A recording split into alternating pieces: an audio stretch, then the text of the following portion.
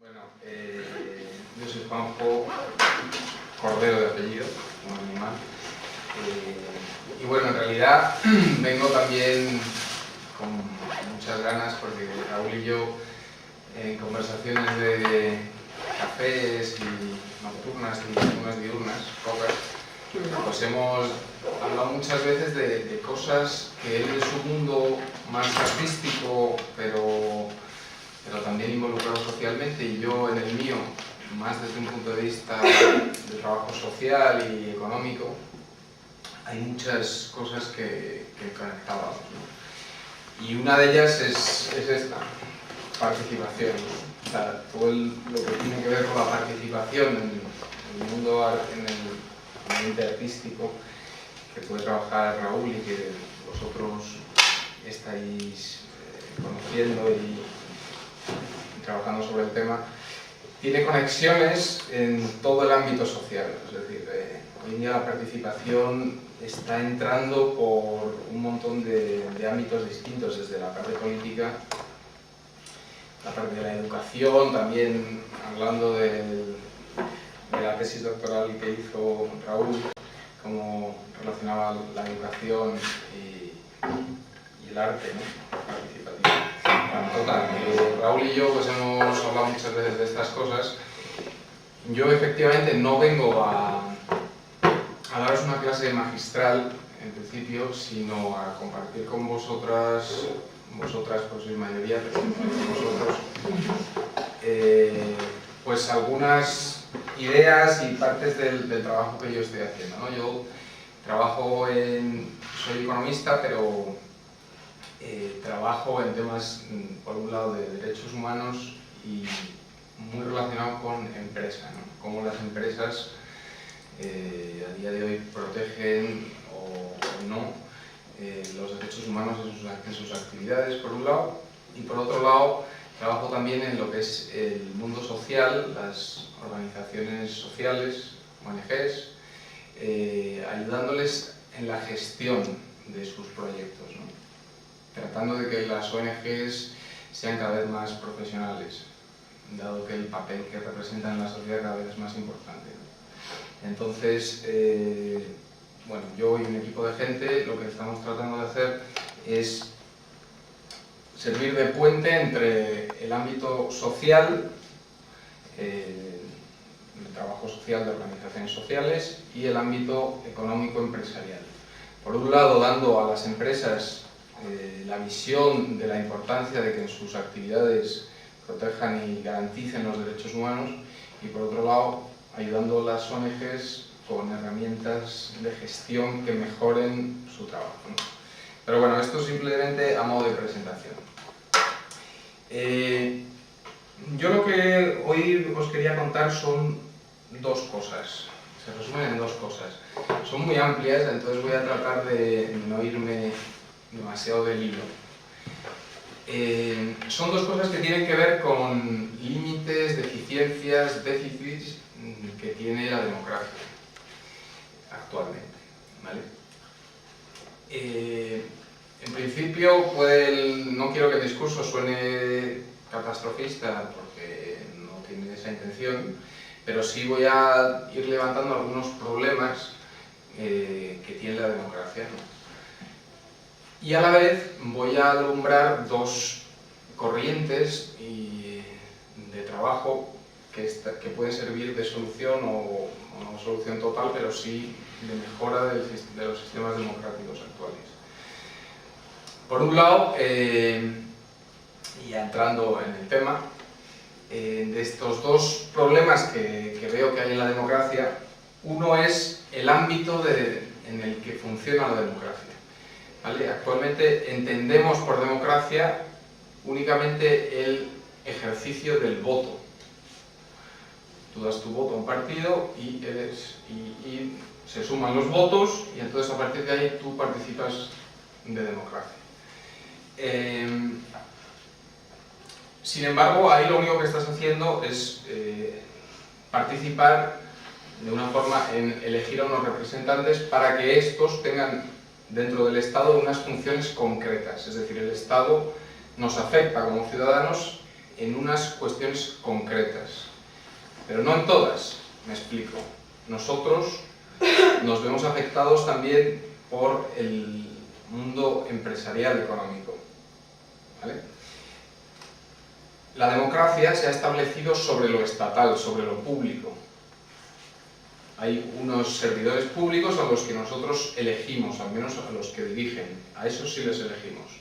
Pero hay todo un entorno económico, que son las empresas, que nos contratan, nos despiden, nos venden, nos tratan de, con el maldito contrato del móvil, ¿no? Que todos hemos tenido problemas de que te estás peleando con las empresas, te cortan la luz o te coche, en fin.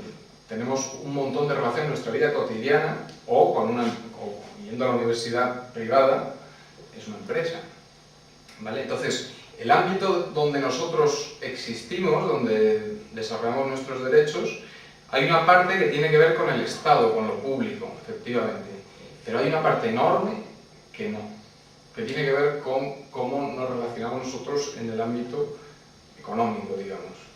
Ahí no ha llegado la democracia. Ahí no se elige nada.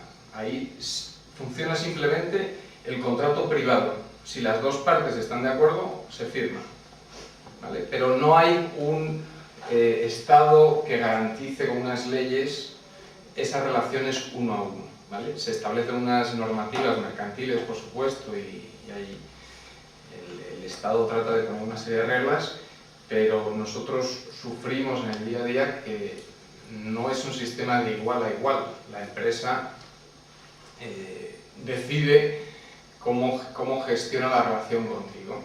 Hay empresas que lo pueden hacer mejor, otras lo hacen peor, pero en cualquier caso a ti te toca luchar contra una empresa privada, ¿no? Para defender tus derechos en muchos casos.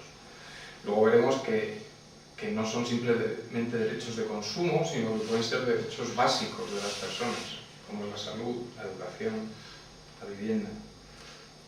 Vale, entonces, primera idea. La democracia que tenemos está, digamos, tiene su base o solo está limitada a la parte estatal pública. Es un límite, es limitada. ¿Cómo llegar a otros entornos? ¿Cómo la democracia puede llegar a otros entornos? Por ejemplo, yo me voy a centrar un poco en este entorno económico porque es un poco el mío también.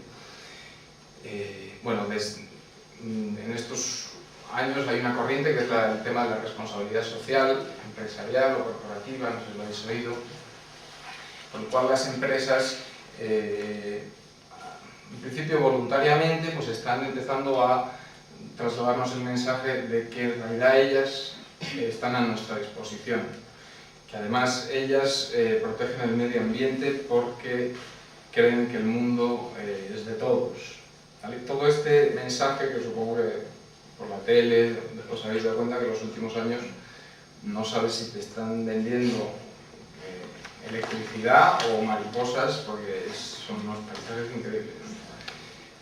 Bueno, eso es la responsabilidad social tal como las empresas la están vendiendo, pero debajo de ese concepto es lo que os quiero contar. ¿Qué hay debajo del concepto de responsabilidad social?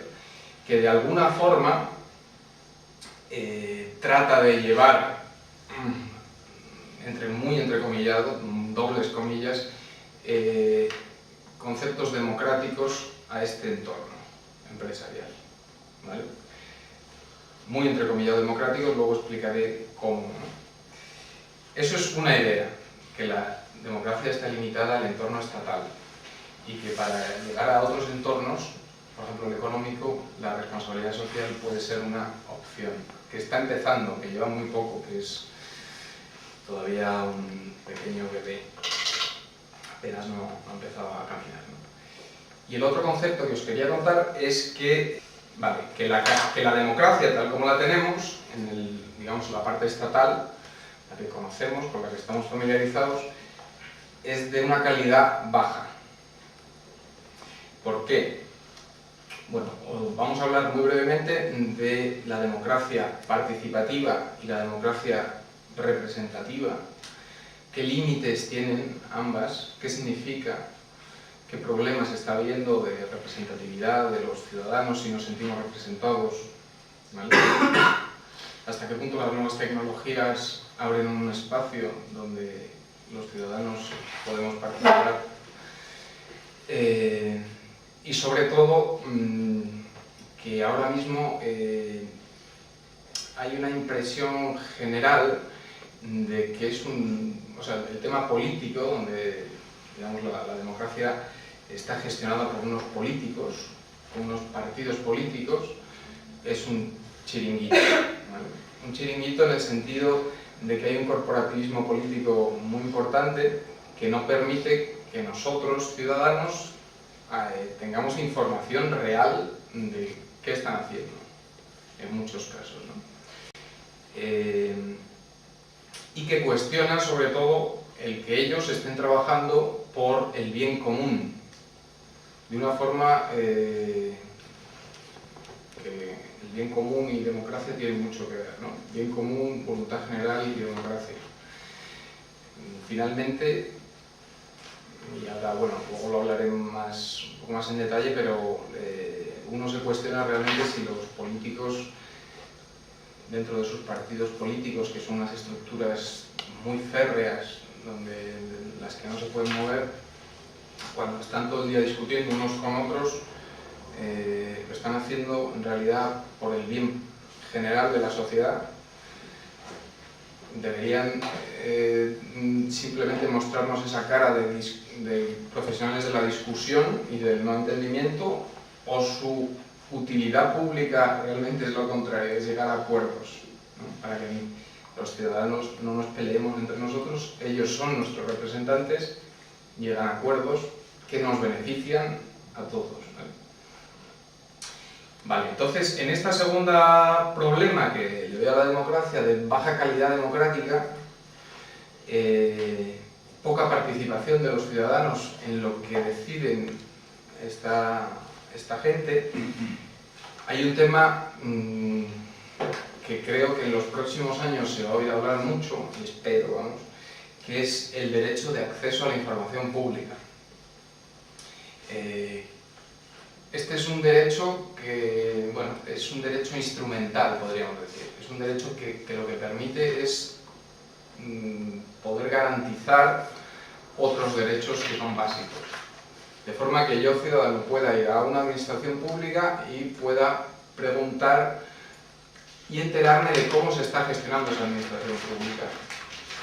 Cuánto ganan sus funcionarios, o el contrato que ha firmado el ayuntamiento con la empresa de no sé qué. Quiero ver el contrato, quiero ver qué condiciones hay. Bueno, estas cosas hoy en día no se pueden hacer. Es decir, hoy en día el acceso que tenemos los ciudadanos a información pública es mínimo.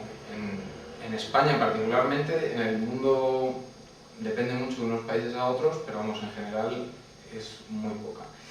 Entonces, este segundo problema que digo de baja calidad democrática puede tener una mejora sustancial a través del acceso a la información pública de los ciudadanos, ¿vale? Esas son las dos ideas que quiero desarrollar aquí. No sé si habéis entendido más o menos, no es muy complejo lo que quiero contar, ¿vale? Me parece importante que pensemos por estas cosas, porque realmente nosotros estamos instalados en un eurocentrismo. Los países hegemónicos, digamos, que son los países que establecen la cultura global. Nosotros la sufrimos de Estados Unidos, pero también la generamos, participamos de esa. Tenemos la percepción de que nuestro sistema es el mejor posible, ¿no?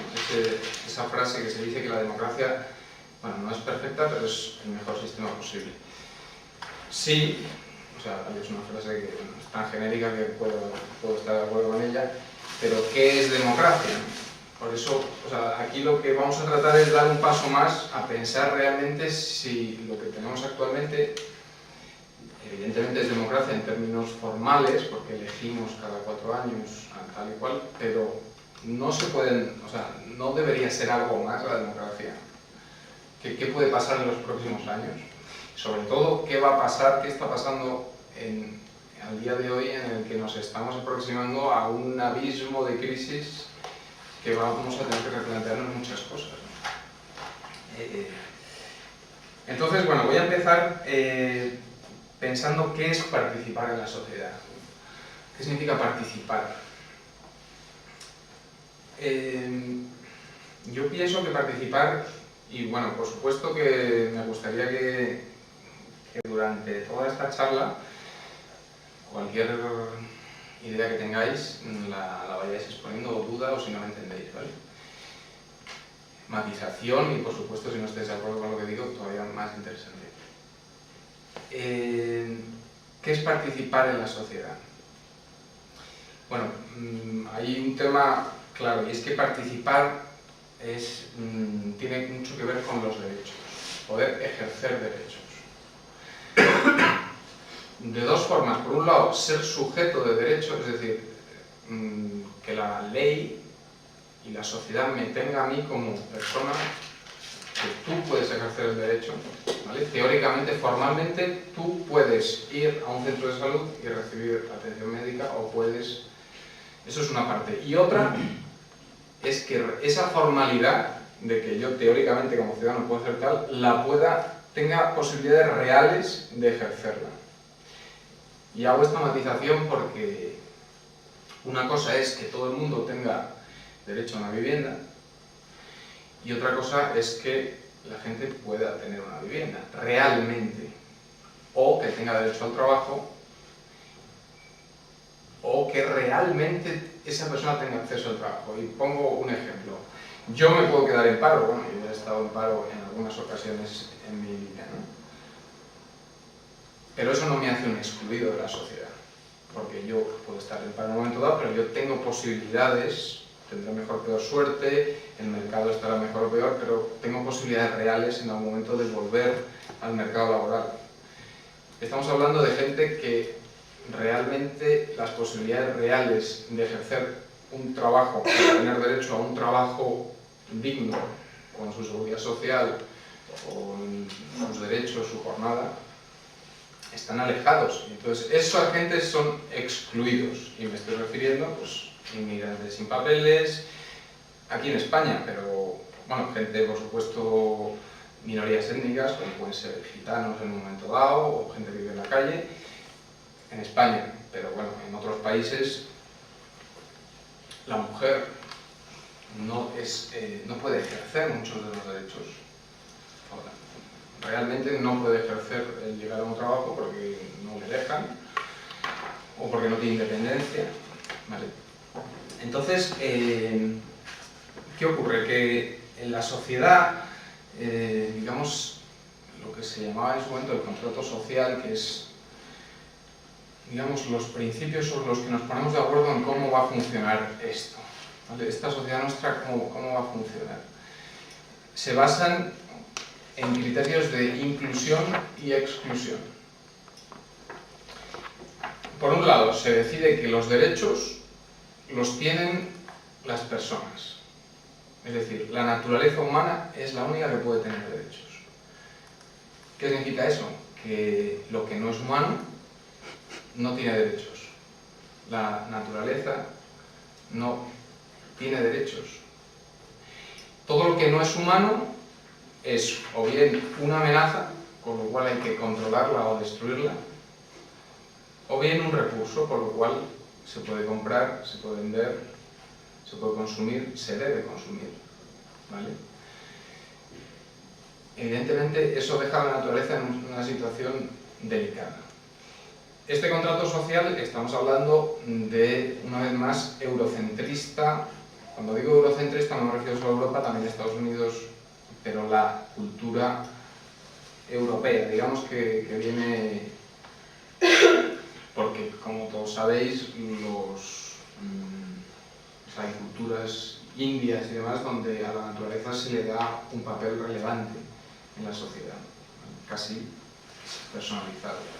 Es más, en la Constitución de Ecuador, que acaban de aprobar, la nueva Constitución, es la primera constitución del mundo en la que se le reconoce un derecho a la naturaleza. Es decir, la naturaleza, por ejemplo, en España, bueno, en el mundo, digamos, central, en el mundo hegemónico, se articula el pensamiento de la naturaleza, de la protección de la naturaleza, de la siguiente forma. Las generaciones futuras de humanos deben tener el mismo derecho que nosotros a disfrutar de la naturaleza. Es decir, debemos proteger la naturaleza para que los que vienen después puedan disfrutar de ella o aprovecharse de ella o lo que sea. Es decir, todo está en relación al ser humano y la naturaleza como utilidad, ¿vale? Eso evidentemente conlleva sus riesgos. Poco a poco, desde hace bien poco, pero cada vez con más intensidad, las nuevas generaciones nos damos cuenta de la importancia de que eso cambie, de que la naturaleza no puede ser simplemente un lugar de producción o una fábrica gigante y que la propiedad de la tierra se puede poner en un momento dado en cuestión, ¿no? Por el interés, por el bien general. Pero hasta hace nada eso no estaba en el contrato social de la democracia, ¿vale? La naturaleza, pues bueno, que esté limpia, en fin, tampoco eches allí que no se vea porque queda feo, pero vamos, no tenía un derecho propio, ¿vale? Otro tema de exclusión de quiénes pueden participar o no, ya digo que una es que la naturaleza en principio no participa, estamos tratando de que empiece a participar de ciertos derechos. Otro criterio de exclusión es que solo son sujetos activos de derecho los ciudadanos de ese territorio, ¿vale? La sociedad se organiza en base a territorios, de forma que si tú eres de un territorio que no es el que formalmente se te ha asignado y cambias a otro territorio, entonces pierdes tus derechos. No van con la persona, ¿vale?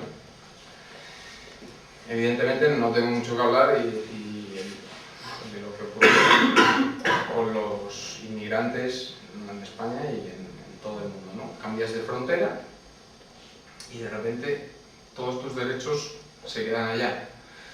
Cuando llegas al país que te recibe, bueno, entre comillas, pues es posible que te dejen vivir, es decir, no te pegan un tiro, te dejan cohabitar con el resto de la gente que tiene sus derechos, te permiten trabajar para ellos pero sin derechos, pero no tienes el ejercicio, o sea, tus derechos están, no eres parte de ese contrato social de quienes forman parte de la sociedad, estás excluido, claramente, ¿vale? ¿Qué ocurre? Que la democracia se legitima en que no hay excluidos. O sea, es una paradoja. La democracia y nuestro sistema, que se basa en igualdad, libertad y fraternidad, dice que todos somos iguales. Entonces, hay una continua tensión en las democracias sobre quiénes están incluidos y quiénes están excluidos, ¿vale? Entonces, hay una continua tensión en las democracias también, y bueno, van evolucionando, a veces a mejor, otras a peor, pero la tensión del interés particular y del bien común, ¿vale? El interés particular pues es casi un instinto natural del ser humano, y es que, pues, evidentemente para mí es lo que la naturaleza te pide, y sin embargo el contrato social donde nos empezamos a poner de acuerdo es que no, vamos a ver, es que quizá lo mejor para mí es que sea lo mejor para todos, ¿no? Entonces, en esa tensión continua entre interés particular, bien común, van cambiándose los criterios de inclusión y exclusión. Entonces, las mujeres estaban excluidas en España hace muy poco, y poco a poco se les va incluyendo. ¿Por qué? Porque ahí se pone en tela de juicio el que sea el bien común y que las mujeres estén excluidas, ¿no? bueno, la legalidad de los inmigrantes y demás pues va cambiando dependiendo del momento, dependiendo de la necesidad que tenga el Estado de esa fuerza de trabajo y demás, pero lo que hay que pensar continuamente es que nuestro sistema social está en movimiento, entonces todo va cambiando. Vale, entonces, en base a qué estos criterios de inclusión y exclusión se van cambiando? Bueno, pues hay que ponerse de acuerdo sobre qué es el bien común, porque estoy diciendo bien común, pero ¿qué es el bien común? Bueno, pues en un momento dado se empieza a pensar y a escribir exactamente qué es el bien común. La plasmación de eso, que viene de muy atrás, son los derechos humanos. Se empieza exactamente en qué consiste el derecho que tiene una persona, ¿no? Los derechos humanos pues todavía no se han acabado de escribir, en realidad se siguen escribiendo, ¿no? La legislación que va detrás de los derechos humanos es enorme y cada año, el año pasado, creo que fue, hace dos, pues hubo uno que era sobre pueblos indígenas. Continuamente en Naciones Unidas se sigue trabajando sobre exactamente en qué consisten los derechos. Entonces se establece un consenso sobre, estamos de acuerdo en que el derecho a la vida es este, en que el derecho de un niño es este, en que una persona tiene derecho a una vivienda, al agua. En realidad la lista de derechos es enorme, ¿no? Otra cosa es que luego los estados a los que se les atribuye el papel de garantizar esos derechos los pongan los medios para que se protejan o se puedan ejercitar, ¿no? Vale, entonces de esta situación, digamos, de este marco general en el que nos vamos poniendo de acuerdo en la sociedad sobre quiénes están dentro, quiénes están fuera, cuáles son los criterios de inclusión y exclusión y cuáles son los valores comunes sobre lo que es el bien común, bueno, pues surgen una serie de entidades importantes. Son tres. Una es la economía, otra es el Estado y otra es la nación.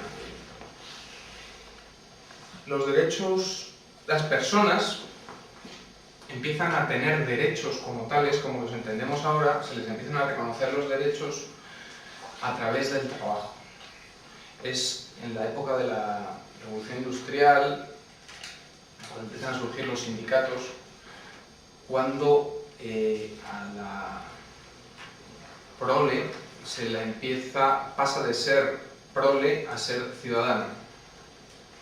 También tiene que ver con la Revolución Francesa, que es un momento importantísimo en la historia de todos nosotros, ¿no?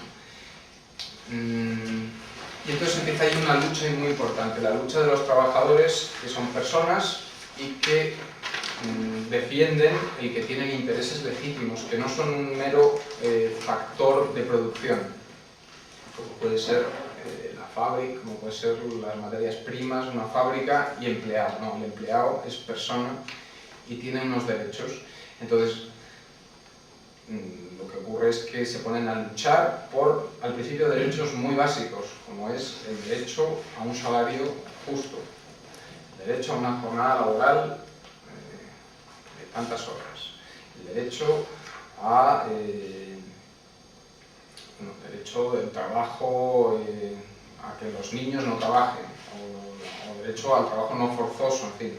Al principio son donde se empiezan a reconocer derechos es en el ámbito laboral. Ahí hay una cosa muy importante, y es que los sindicatos juegan un papel clave.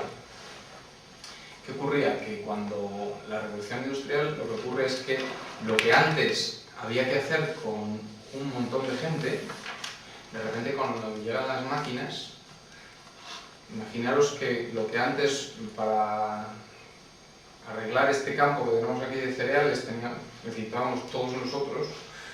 Cuando alguien consigue desarrollar una máquina que lo siga, resulta que solo hace falta un tipo que arregle la máquina, otra que la use, otro que da, pum, 5, y el resto no hacen falta.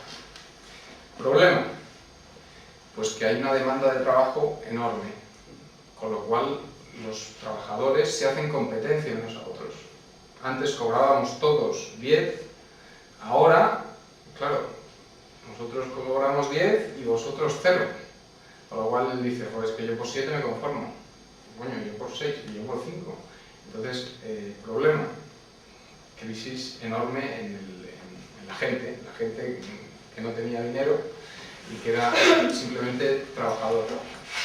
Entonces llegan los sindicatos y dicen, quieto parado, no vas a trabajar, ninguno de vosotros va al trabajo hoy, hasta que no se reconozca que el sueldo mínimo son 10. Y además que no vamos a trabajar más de tantas horas. Es decir, ¿qué hacen los sindicatos? De repente neutralizan la competencia que nos estábamos haciendo los trabajadores. Y hacemos una piña, ¡pum! No, nosotros vamos juntos, ¿vale? No vamos a trabajar todos porque, vale, pero nosotros vamos juntos. Y aquí negociáis con nosotros, todos juntos. Eso es muy importante y ahora vamos a ver por qué ahora ese papel de repente se nos vuelve a plantear como muy importante en el día de hoy. Bueno, entonces digamos que estos trabajadores están en lucha con el capital, ¿vale? Por todo esto que estamos diciendo, porque necesitan derechos, que se empiecen a reconocer una serie de derechos. Esas luchas lo que llevan es efectivamente el reconocimiento de la ciudadanía, y que la ciudadanía lleva aparejado una serie de derechos. Y además se transfiere al Estado el poder de decisión para regular esa lucha que tenemos entre trabajadores y capitalistas. ¿Vale? Entonces, se dice, hace falta leyes que regulen cuántas horas se puede trabajar, quién puede trabajar, quién no. ¿Vale? Esto hay que regularlo. No podemos estar todo el día a la gresca porque nos necesitamos. O sea, el capital es necesario y el trabajador es necesario, por igual. Entonces, se le confiere al Estado ese poder. Venga, que sea el Estado el que ponga unas leyes y que vaya diciendo cómo va a funcionar esto.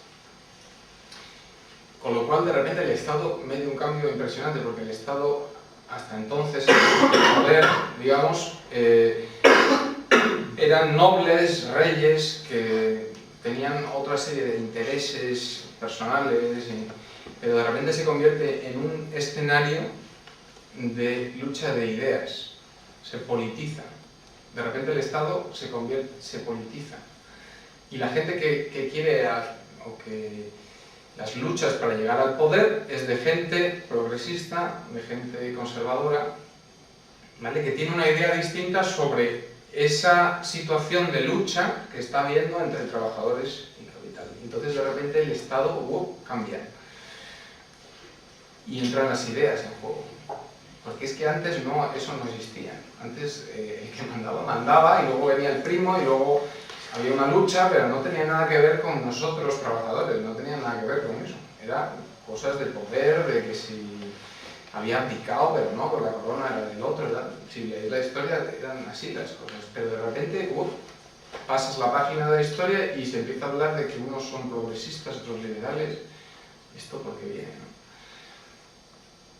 Entonces el Estado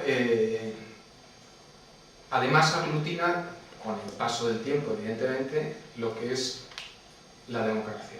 En un momento dado nos ponemos de acuerdo en que lo más importante no es el interés particular de cada uno de nosotros, sino el bien común de trabajadores, de capitalistas y de todos, y que además la voluntad general tiene un papel importantísimo. Es decir, es importante que si somos más, como todos somos iguales, según hemos quedado, somos iguales, pues entonces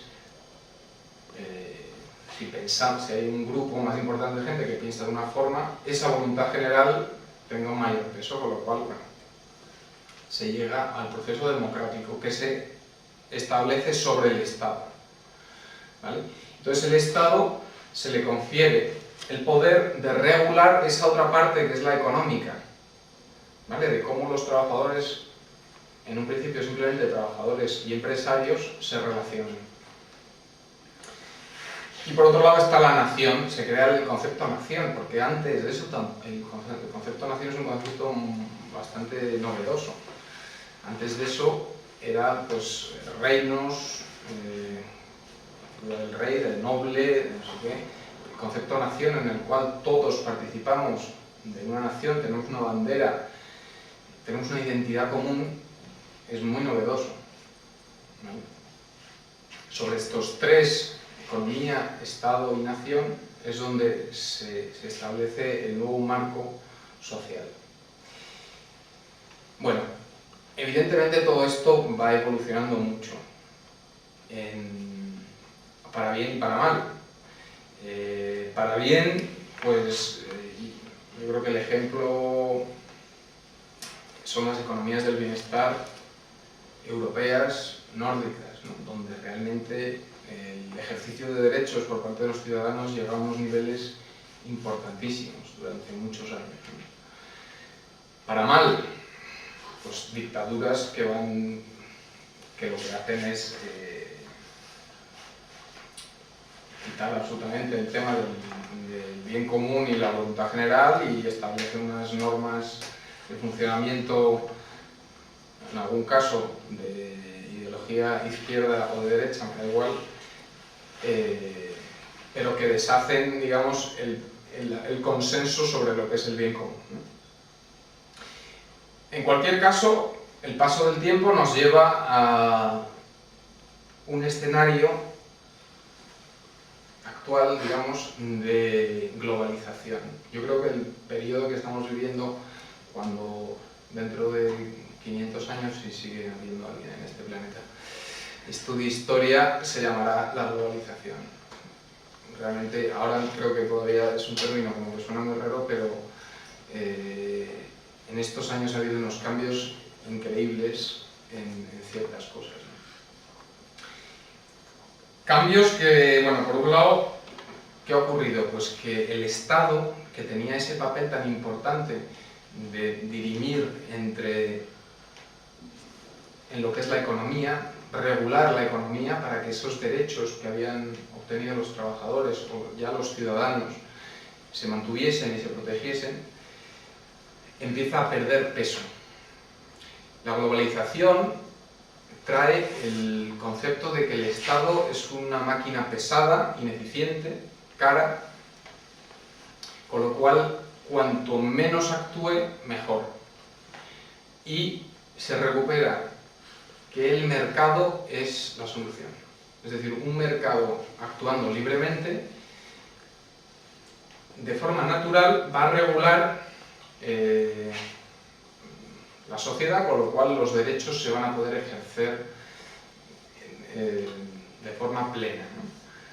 En la medida que el Estado interfiere en el mercado, mal, ¿vale? El Estado cada vez que actúa lo hace de forma pesada, con lo cual al Estado hay que arrinconarlo en las cosas imprescindibles. Defensa nacional, grandes regulaciones, evidentemente algún tipo de regulación económica, poca, y poco más. En Europa tenemos un sistema donde la protección de derechos, o sea, donde el Estado sí garantiza una serie de derechos, ¿vale? Hemos tenido la suerte de nacer aquí y realmente hay una gran diferencia de nacer hoy en día en España de nacer en Estados Unidos. La globalización, ¿qué ocurre? Pues que con este arrinconamiento del Estado y con esta subida al poder del mercado, provoca una globalización de los mercados. Vamos a ver si me explico.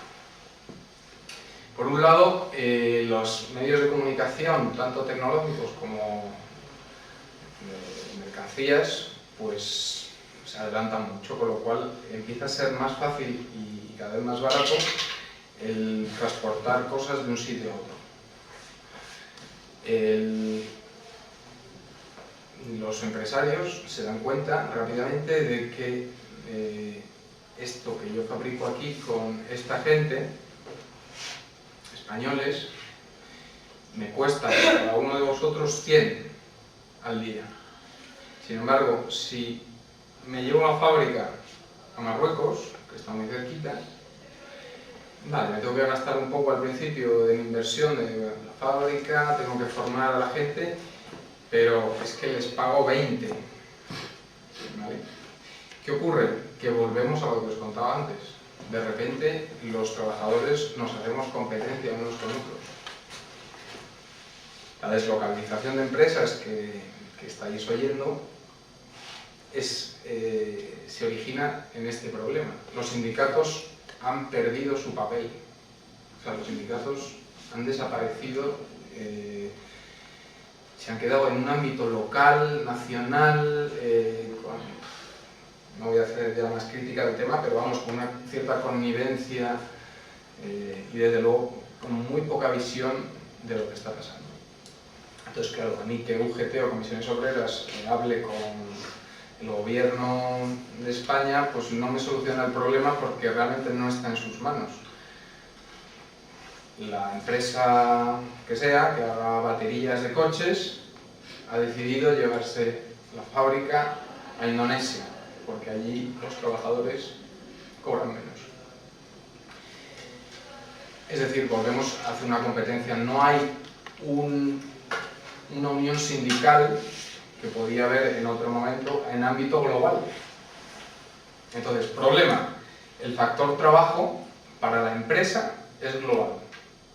Es decir, yo, empresario, si necesito carbón, lo puedo comprar en España, lo puedo comprar en China, lo puedo comprar. Si necesito empleados, los puedo coger de España, muy caros, me voy a otro lado. Sin embargo, es decir, para ellos el comprar mano de obra es global, lo pueden hacer en cualquier sitio.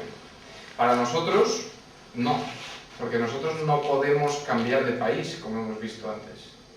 Nuestra ciudadanía está aquí, somos de aquí. Con lo cual,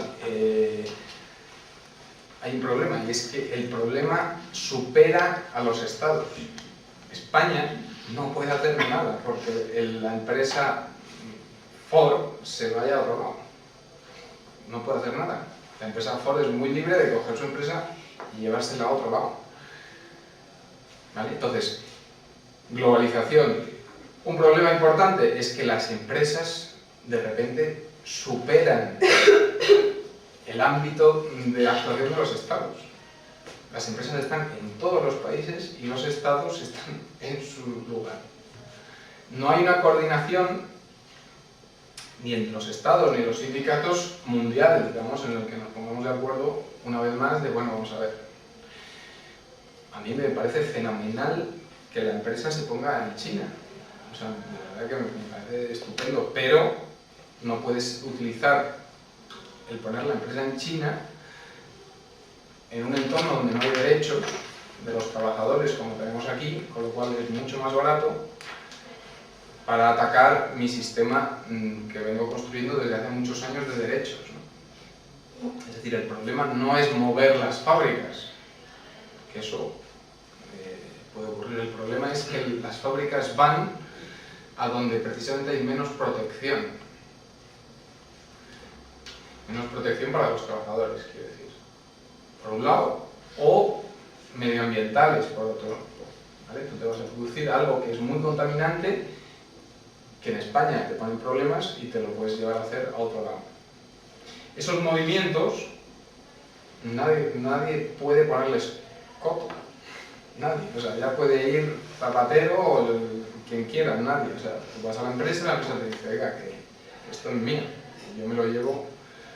¿Vale? Entonces la globalización plantea este problema importante. Un problema de nivel de derechos, o sea, hasta qué punto, digamos, los ciudadanos somos conscientes de que, por un lado, la calidad de vida no está únicamente relacionada con el tener dinero para consumir, Y por otro lado nos demos cuenta que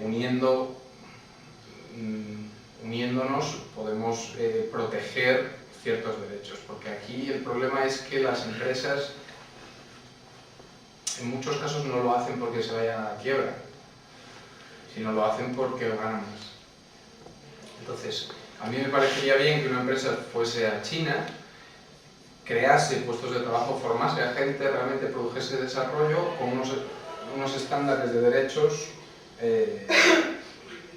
buenos, o sea, lo que nosotros consideramos buenos, con una jornada laboral, pues me parecería bien. O sea, ahí yo no tendría ningún... El problema es que los movimientos se producen precisamente porque las empresas buscan donde sus costes son muy bajos, porque la legalidad es muy laxa. Es decir, el gobierno chino o el indonesio o el que sea, pues le interesa que venga la empresa porque eso le va a generar impuestos,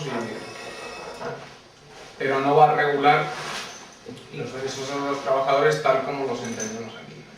Entonces, pero eso es un buen dilema. O sea, realmente hay que valorar hasta qué punto es mejor no tener nada o tener algo. Las empresas, de todas formas, no se van a entornos donde la gente se muere de hambre. No se van a África subsahariana a llegar a la empresa.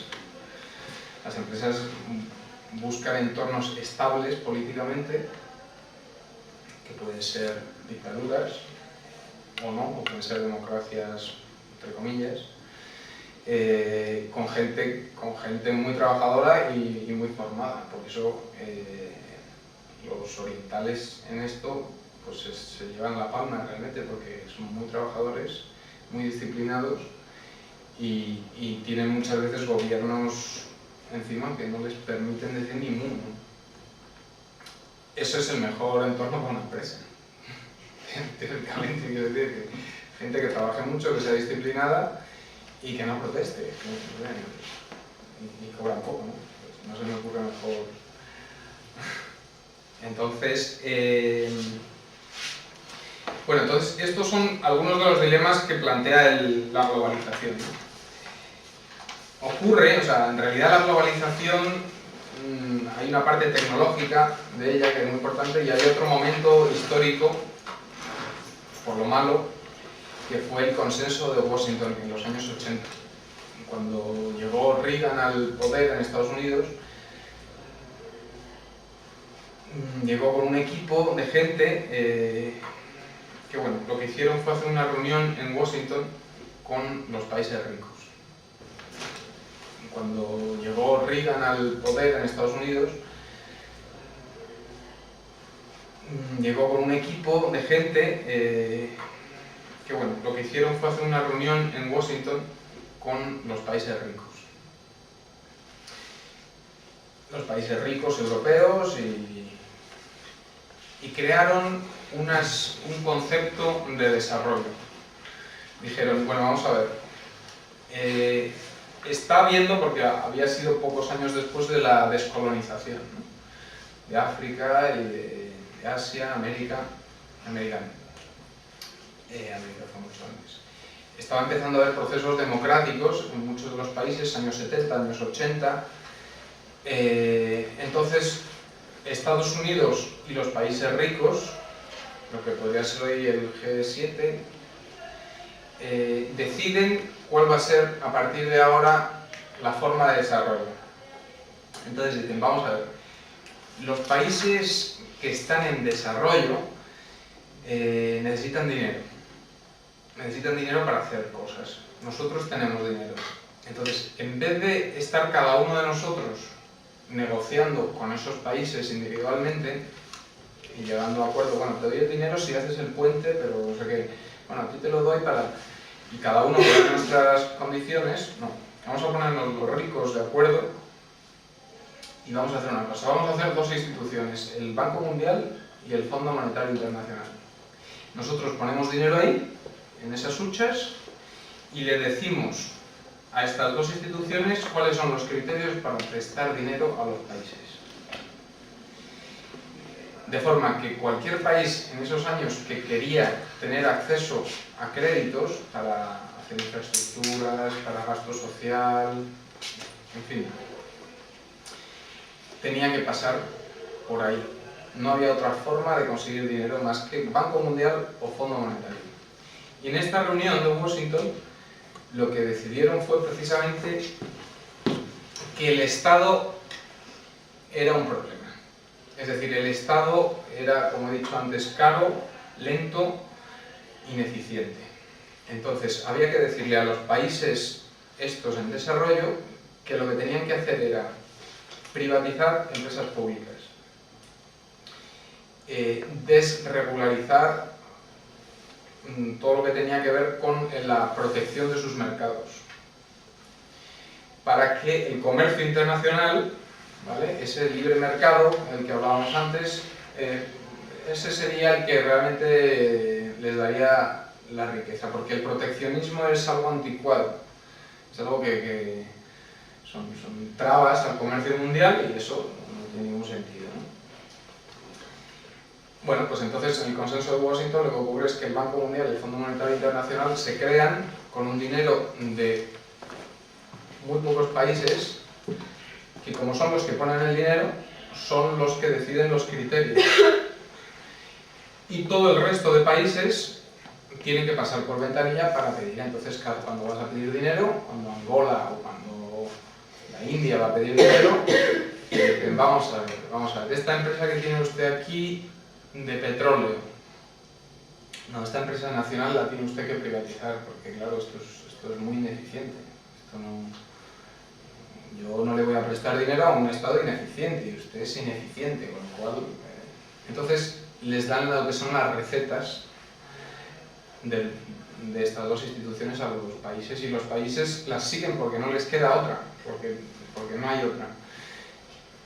Y entonces, ¿qué ocurre? Pues eso, que empiezan a privatizarse empresas públicas, ocurre en América Latina de forma bestial, empieza a recortarse el papel del Estado, porque el Estado, como hemos dicho, es incómodo, no es eficiente, con lo cual el gasto social de esos estados baja y hay muchísima gente que pasa a la pobreza directamente. En cualquier caso, el hilo conductor de esto es que ahí vemos otro entorno donde no hay democracia, ¿vale? Ahí no hay bien común, ahí es un grupo de los países ricos que deciden cuál es la receta para los pobres. Ese es el comienzo de la globalización tal como la entendemos.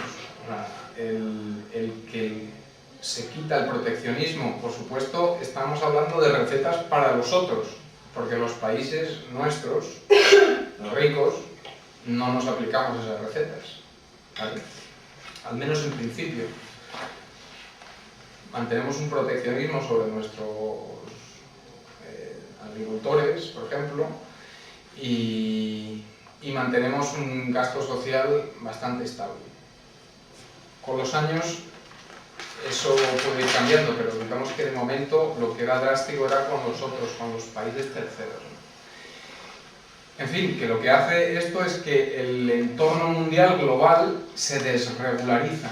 Los mercados, los países van quitando todas esas normas que impiden pues, que la inversión extranjera entre en un país, salga del país, que se pueda llevar las ganancias una multinacional de vuelta a su país, que una empresa estratégica, como puede ser en Ecuador la del gas, sea comprada por una empresa americana o española, me da igual. Es decir, se va quitando todo tipo de regulación y se va limpiando. Evidentemente eso lo que hace es que las multinacionales, la parte privada, va creando se va agigantando, ¿vale? Y las multinacionales empiezan a estar en todos los países y empiezan a tener un volumen de facturación que, para que os hagáis una idea, bueno, no es actual, pero antes lo miré y en el 2002 cuando tú comparas el presupuesto de un Estado con la facturación de una empresa, es decir, los impactos que genera un Estado con sus movimientos económicos y los que genera una empresa con los suyos, resulta que a partir del 19, o sea, está Estados Unidos, Japón, no me acuerdo, no sé qué, Francia, Alemania, China, no sé qué, pum, pum, pum, España, por ahí, tal, y de repente a partir del 19 en la lista empiezan a aparecer empresas multinacionales que están por encima de países como Bélgica, como Suecia. Es decir, que hay empresas que tienen un volumen tal de facturación y afectan a tantísima gente, o sea, y tienen tanto poder finalmente, mayor que los estados. En Estados Unidos no hay una seguridad social, es muy fuerte el tema. O sea, te pones malo y no tienes dinero, pues estás bastante jodido. A no ser que te vayas a morir, ya si te vas a morir entonces sí te cogen. O sea, si ya te vas a morir entonces sí, pero si estás enfermo no hay una seguridad social. Estados Unidos es un caso, pero hay muchísimos casos, o sea, la mayoría de los países no hay seguridad social. Entonces, ¿quién gestiona ese derecho básico que es la salud? La empresa privada, ¿vale? Con lo cual, tu ciudadano, cuando tienes que ejercitar ese derecho, tienes que consumir, tienes que ir a hacer un contrato con un hospital o un seguro, no sé. Derecho al agua, lo mismo. Antes el agua era un bien público gestionado por el Estado. Cada vez más el agua lo gestionan empresas privadas. ¿Tienes un problema con el agua? No, tienes que ir a la que te... Tienes un problema con la luz, que hoy en día la luz es clave, porque realmente ha entrado, o sea, hay ciertos suministros que ya realmente tienen que ver con derechos humanos, porque si no pasas frío, no puedes leer, no puedes estudiar, no puedes... ¿vale? La luz, ya el Estado no está la luz. Tú tienes un problema, te cortan la luz. Para ejercitar tu derecho tienes que llamar a un 902. Así es, ¿vale? ¿Qué ocurre entonces? Que resulta que para ejercitar los derechos cada día más el ciudadano se transforma en consumidor. Y entonces es un entorno no ya de legalidad, donde hay unas normas basadas en el bien común que decíamos al principio, ¿vale? Se supone que cuando el Estado dicta normas lo hace basado en el bien común, en los derechos que nos habíamos puesto al principio de acuerdo sobre en qué estamos de acuerdo. La empresa puede estar de acuerdo en que puede ser más eficiente, más rápida, más ágil. Sí, seguramente sí. Pero hay un matiz muy importante y es que la empresa tiene ánimo de lucro. Que no es malo, pero para ciertos derechos es un problema. Es un problema muy importante porque la empresa lo que trata evidentemente es de ganar dinero. La calidad del servicio la va a poner en la medida que ellos ganen dinero. Porque como es muy eficiente, ¿vale? Lo que la eficiencia al final quiere decir que no va a perder dinero. Entonces, poner los derechos de los ciudadanos en manos de gestión privada tiene un riesgo. Y es que la gestión privada no está regulada por el bien común, ¿vale? Sino está regulada por el ánimo de lucro. Con lo cual, ¿la regulación cuál es? El contrato. Tú vas y tú quieres ejercitar tu derecho a la salud, y entonces vas a un seguro público, digo a un seguro privado, y te dan un pedazo de contrato de 10 folios, ¿vale? Y te dicen, esto es lo que tú y yo vamos a firmar. Si estás de acuerdo, bien, si no, vete a otro lado. Aquí no puedes ejercer tu derecho a la salud, vete a otro lado. Entonces, claro, tú, que ya mujer embarazada te han rechazado de 2 seguros, ¿vale? Dices, bueno, pues lo que ponga aquí me lo pongo. Evidentemente yo necesito un sitio donde ir a parir. ¿qué os voy a contar del tema de los contratos? O sea, el contrato del móvil, el no sé qué, el te en la letra pequeña, que ves, o sea, ellos, su forma de funcionar es el que les vaya bien. Y no sé si habéis tenido que luchar con un 902 de reclamaciones. Es de locos. El tema es de locos, directamente. O sea, tú llamas, te ponen una máquina, te dan un número, puedes a llamar, oiga, pero es que ya le conté, no, ya le llamamos.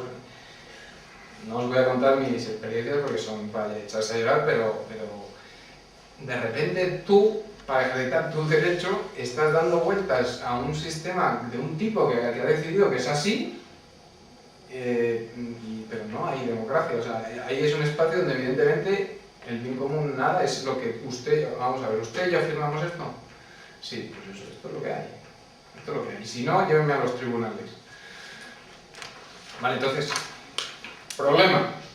Un problema de que el Estado, claro, al hacerse chico, deja de prestar una serie de servicios que tienen que ver con ejercicio de derechos. Y los va dejando el espacio a la economía. Economía que a día de hoy no hay, en la que no hay estos valores democráticos, ¿no?, los que decimos, sino que está regulada por el contrato privado. Vale, entonces aquí paro y digo, bueno, todo este panorama bastante negro que os he planteado,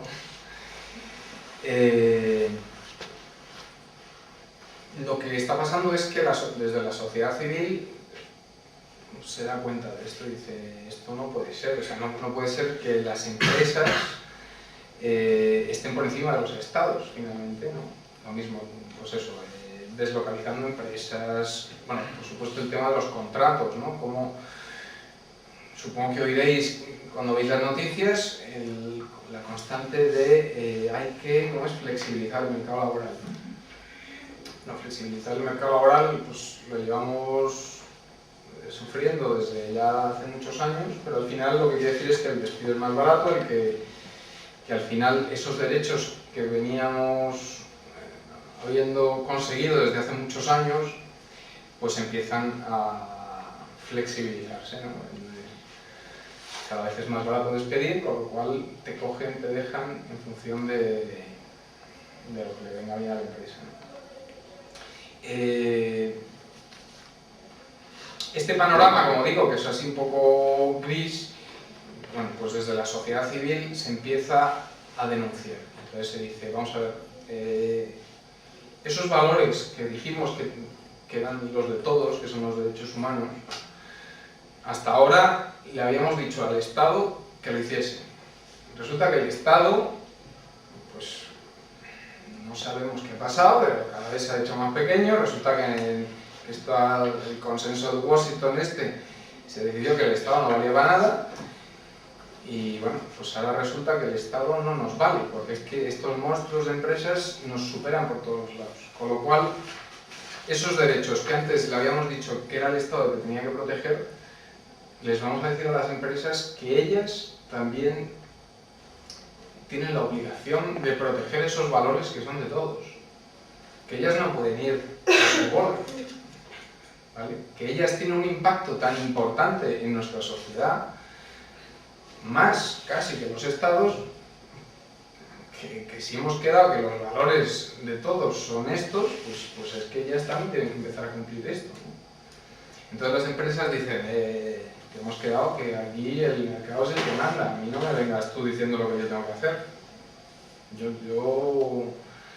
Entonces empieza un tira y afloja en el que estamos a día de hoy, en el que la sociedad civil exige una obligación a las empresas para la protección de los derechos humanos y las empresas se resisten.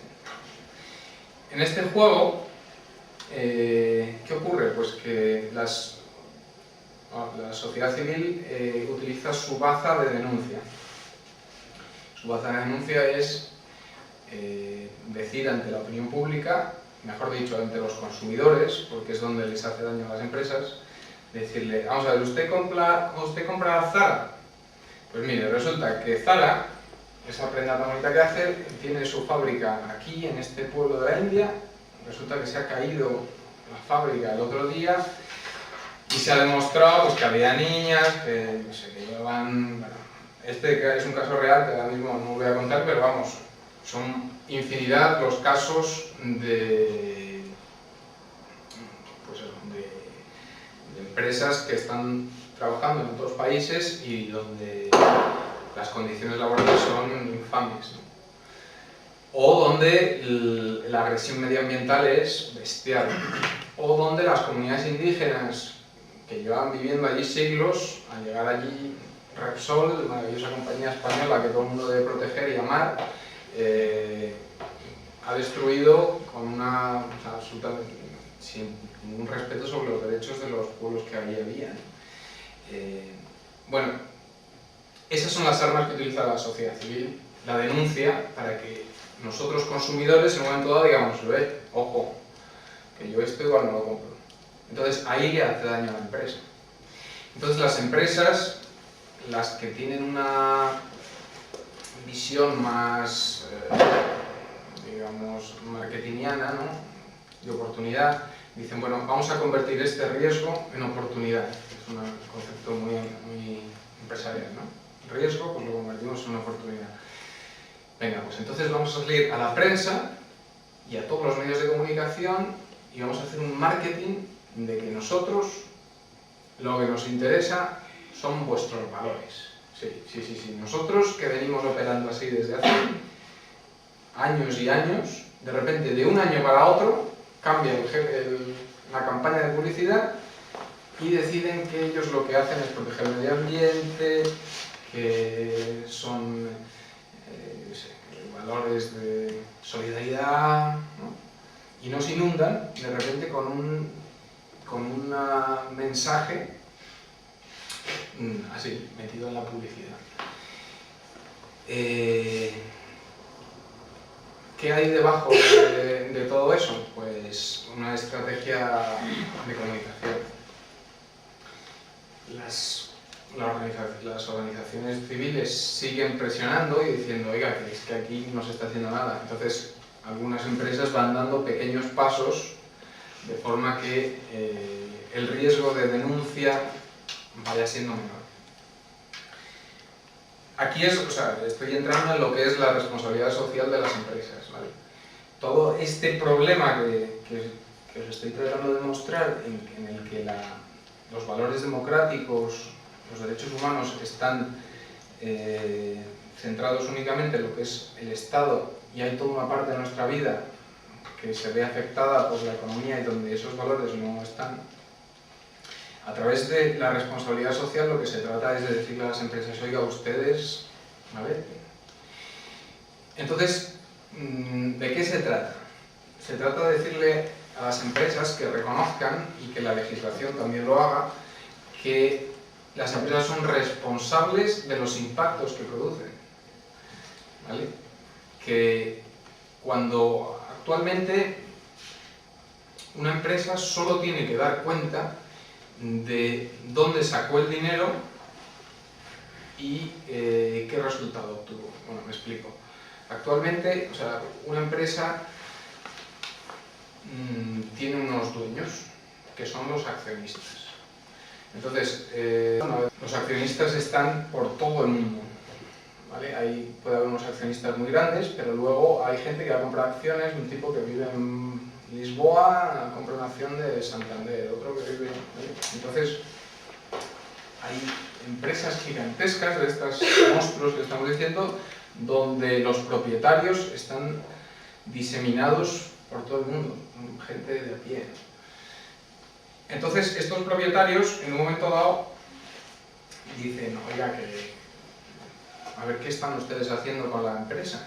Porque yo quiero saber qué están haciendo con mi dinero, porque al final, ¿qué ocurre? Que como los dueños están por todo el mundo, pues se ponen de acuerdo los que más participación tienen para nombrar a los que van a mandar, lo que se llama el Consejo de Administración de una empresa, ¿vale? Entonces, imaginaros que la empresa, que yo tengo un 20% de la empresa Repsol, ¿vale? Si tengo un 20% soy el máximo accionista seguro. El siguiente accionista pues tendrá un 10, y a lo mejor hay un par de más que tienen un 5 y un 5. Pero en cualquier caso, entre estos podemos controlar la empresa porque el resto, más del 60%, son pequeños accionistas que no tienen poder, ¿vale? Entonces, la ley, el Estado, dice, vale, estamos de acuerdo. Para proteger a los derechos de esos pequeños accionistas, la empresa tiene que presentar unas cuentas anuales, tiene que presentar un balance y tiene que dar cuenta de cómo está gestionando la empresa ese consejo de administración. Y eso es por ley, eso es así. ¿Qué ha hecho con el dinero de estos? ¿Cómo lo ha gastado? Y el Estado es garante de que eso sea así. Vale. Y punto. Y digo y punto porque es que una empresa, además de utilizar dinero, utiliza muchísimas otras cosas.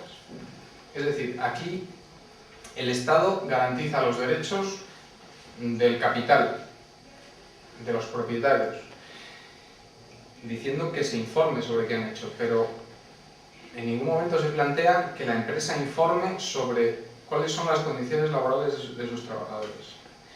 ¿Cuáles son?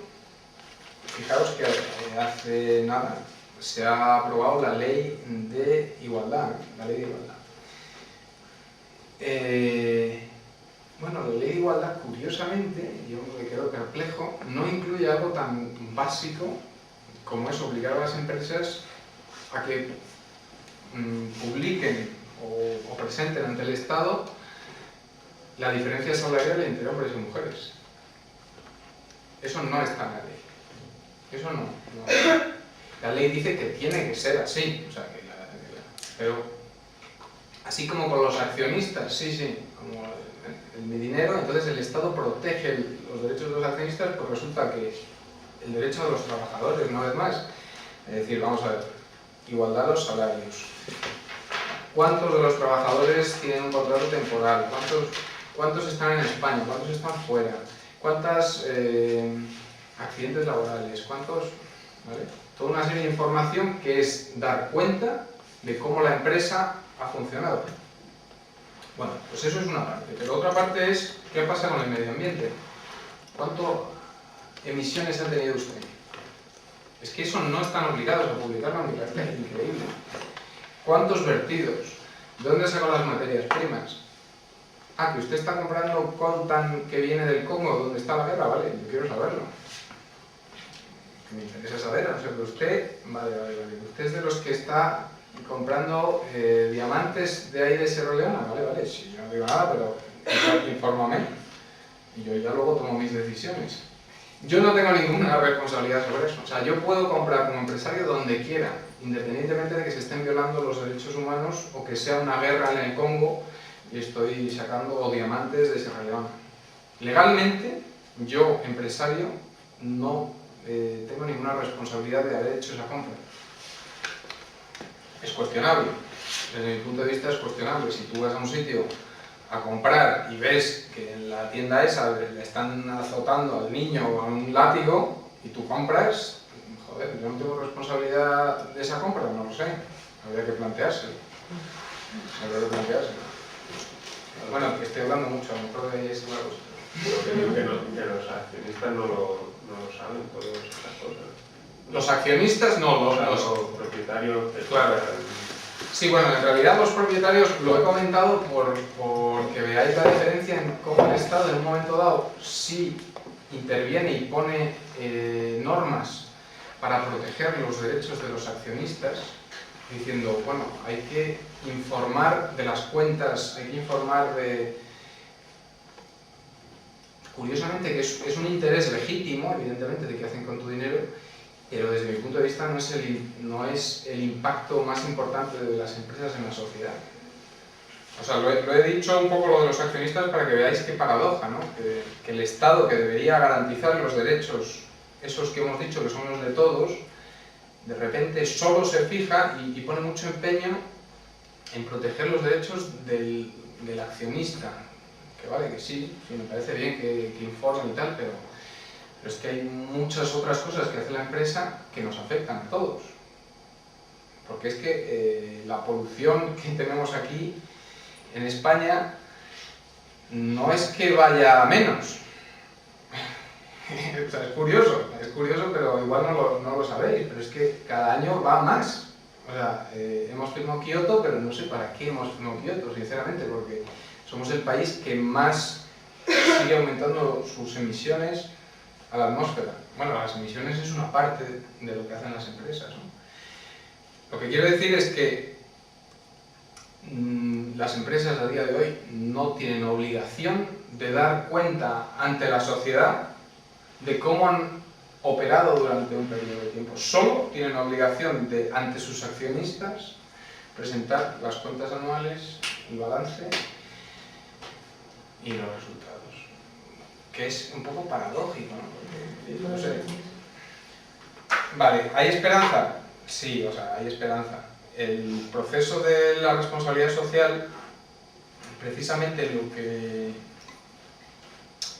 lo que sugiere es unas formas de relación de la empresa distintas, ¿vale? Que la empresa identifique cuáles son a las partes interesadas que se llaman en este slang, cuáles son sus partes interesadas, es decir, a quién afecta su actividad. Es decir, vamos a ver, la empresa como partes interesadas, como grupos de interés, tiene a los empleados, tiene a los accionistas, evidentemente, tiene a los consumidores, tiene a los proveedores, tiene al medio ambiente, tiene a la sociedad en general, y con cada uno de ellos establezca formas de relación, de forma que sepa cómo está impactando a cada uno de ellos, para bien o para mal, que sea capaz de recoger de ellos cuáles son sus expectativas y necesidades respecto a la empresa y que llegue a compromisos con cada uno de ellos. O sea, esto que digo es lo que se llama una relación con las partes interesadas, gestionar la relación de la empresa con sus grupos de interés. Bueno, es interesante porque muchas empresas empiezan a decir que lo hacen. O sea, lo interesante de la responsabilidad social no es lo que está ocurriendo ahora mismo realmente, sino que las empresas están diciendo que van a hacer cosas, lo cual es una puerta abierta importantísima. Pero una cosa, ¿esto es una obligación que sale de las empresas porque ellas quieren o porque alguien se lo dice? Esa pregunta es muy buena. Ese es el dilema, es que ahora mismo sale de las empresas porque ellas quieren. Sí. Y de hecho, el gran debate es que la sociedad civil estamos pidiendo obligaciones de protección de derechos humanos o obligaciones simplemente de informar. Fíjate que poco pedimos, o sea, simplemente que sea obligatorio el que la empresa anualmente no solo presente cuentas anuales, sino presente también informes sobre temas sociales, medioambientales, derechos humanos. No hay forma. O sea, ellas no quieren porque ellas dicen que la responsabilidad social es un tema voluntario y es lo bonito, ¿no? Que es voluntario.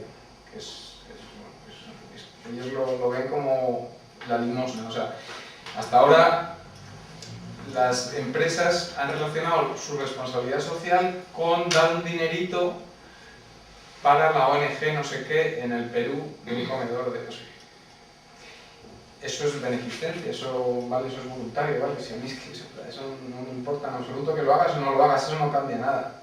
O sea, una empresa, su poder transformador no está en que dé un donativo para que haya un no sé qué o que haya un campeonato de fútbol, no sé qué, bueno, está bien, me da igual, ¿no? Eso es puro marketing.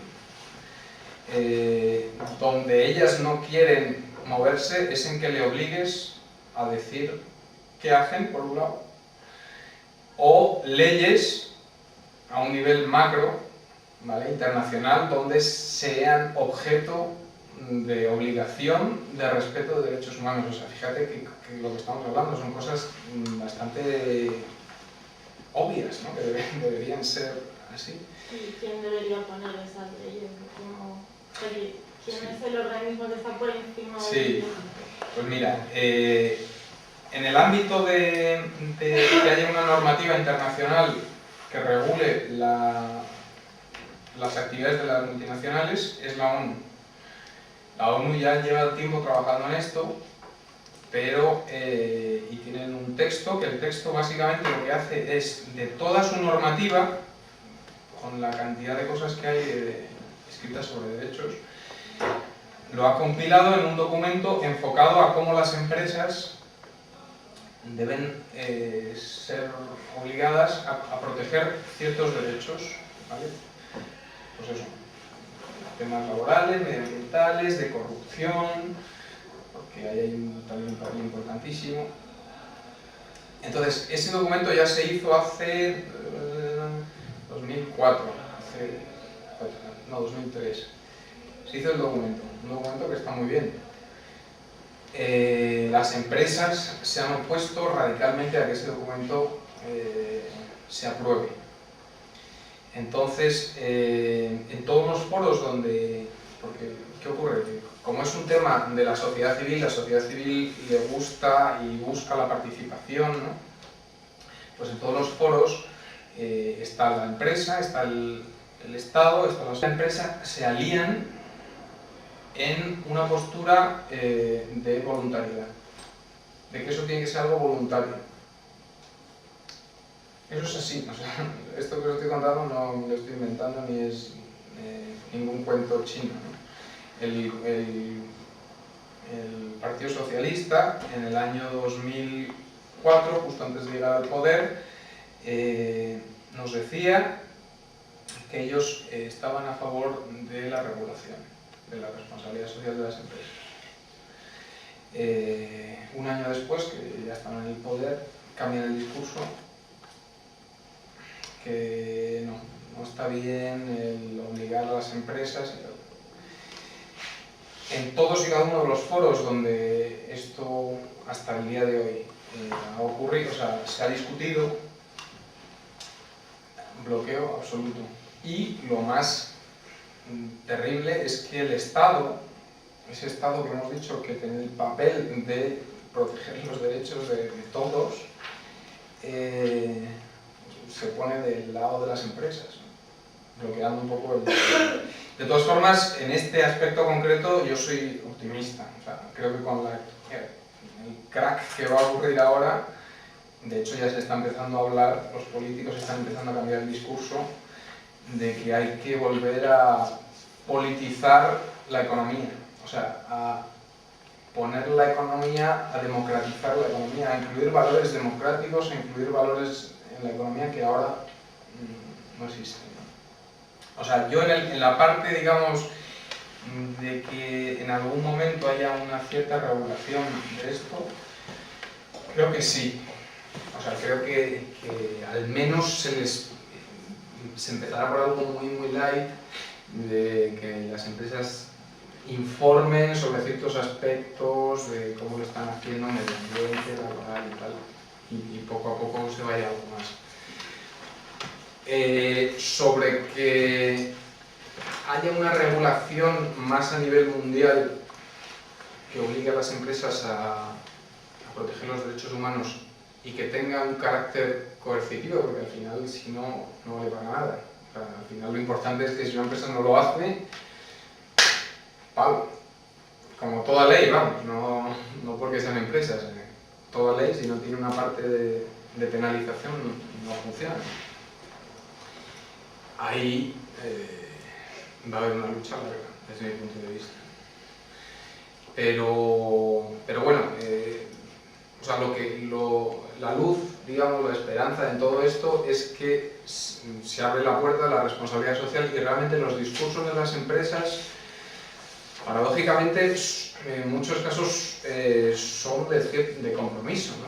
Realmente dicen que se quieren comprometer y tal. Yo os puedo hablar por mi experiencia porque yo todos los años hago el informe con un equipo de gente analizamos las 35 empresas del IBEX 35, que son las empresas más gordas de la bolsa de Madrid.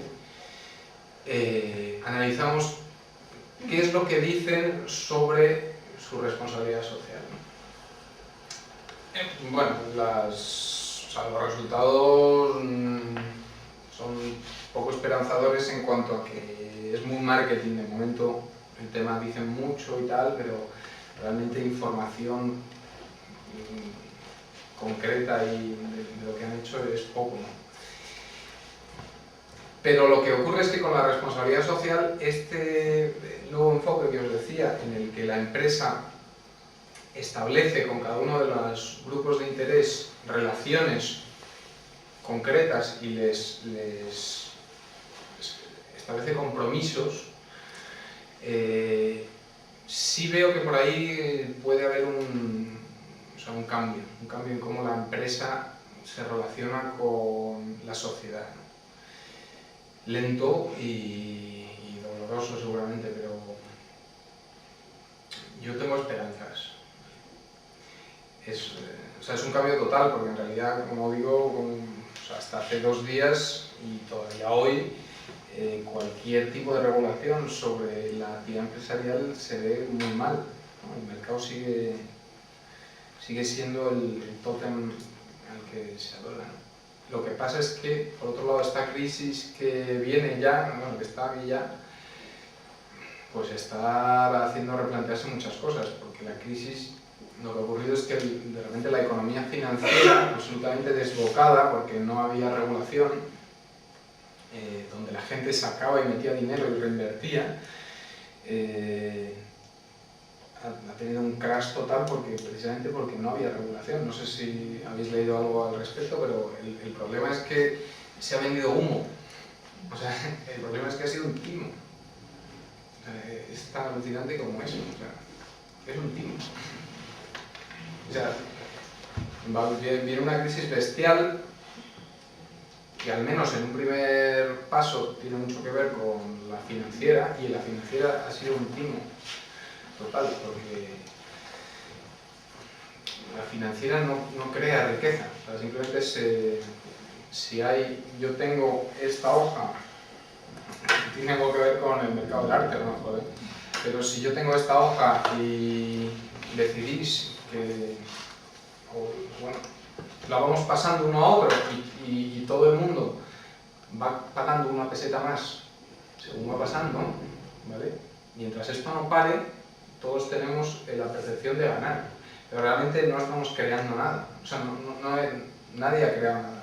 Las acciones es lo que ocurre, o sea, se van pasando acciones uno a otro, se crean unos productos financieros que nadie sabe lo que hay debajo, y es una pirámide. Mientras el siguiente te lo compre por más, bueno, igual que los pisos, ¿no? Todo el mundo estaba encantado porque todo el mundo compraba bien, ¿no?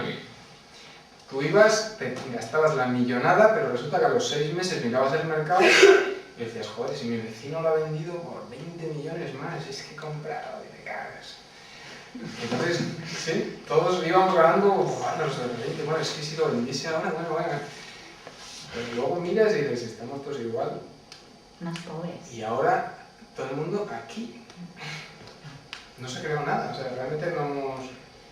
Entonces, bueno, decía eso, que en la parte financiera hay una parte de timo evidente, de desregularización total de los mercados, donde el Estado no ha aparecido por ningún lado. Y eso, yo ya estoy oyendo que, pues eso, que los políticos se dan cuenta de que ahí hay un error grave. Bueno, y aquí termino lo que es la parte A.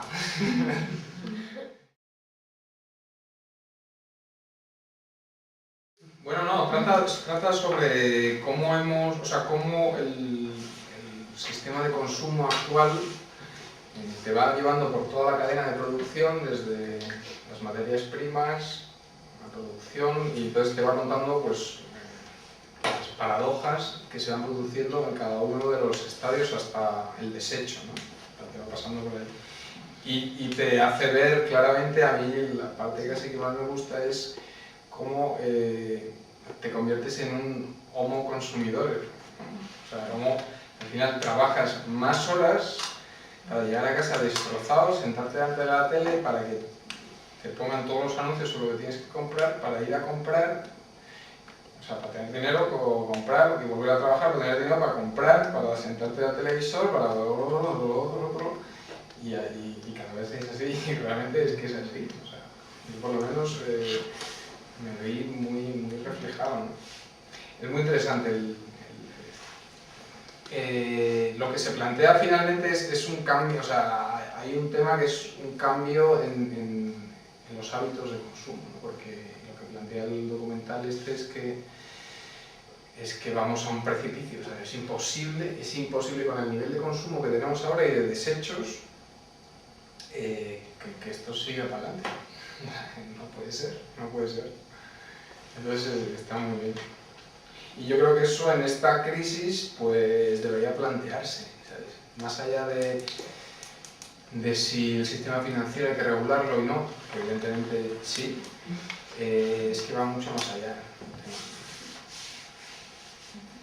Y realmente creo que vamos a asistir a un momento histórico, sinceramente.